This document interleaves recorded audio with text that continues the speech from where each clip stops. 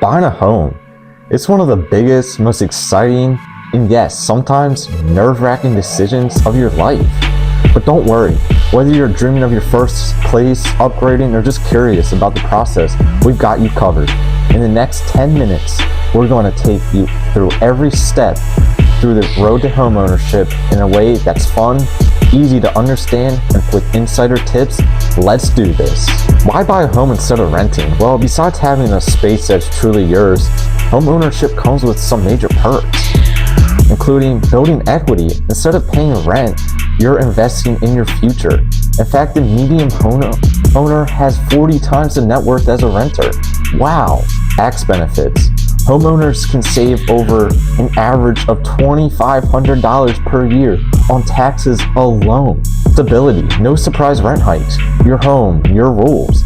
With rents rising by an average of 5% annually, locking in a fixed mortgage can save you thousands of dollars. And lastly, long-term wealth. Real estate is one of the best ways to grow your money over time. Over the last 50 years, home values have increased by about 5% per year on an average basis. Now the next question is, how much home can you actually afford?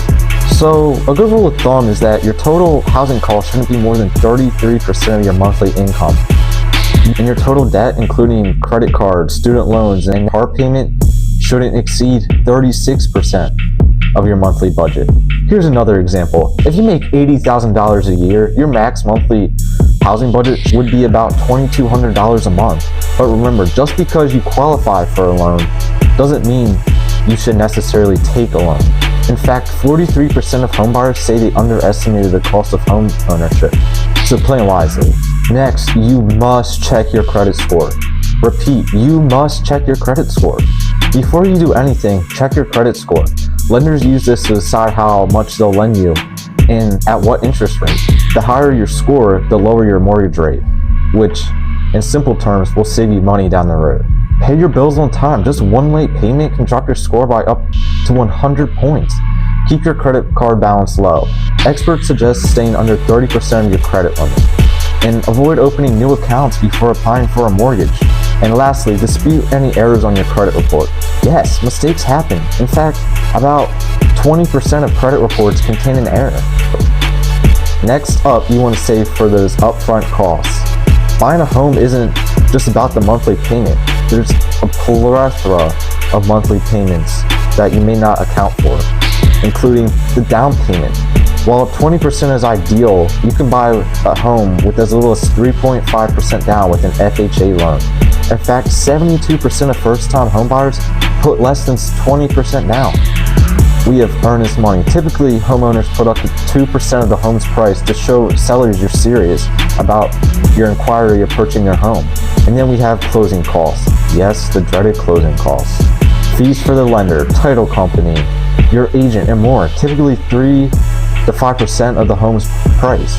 The average closing cost for a home in the US is around $6,000. Additionally, you have to account for your moving and any extra costs, including paying movers, paying for furniture, that dreamy new couch. You'll need a budget for this too. The average American spends up to $9,000 on moving related expenses. Understanding mortgage loans. Let's talk mortgages. A typical mortgage has 4 main parts. So to start off, we have the principal, the amount you actually borrow. Next, we have the interest, the cost of borrowing that money.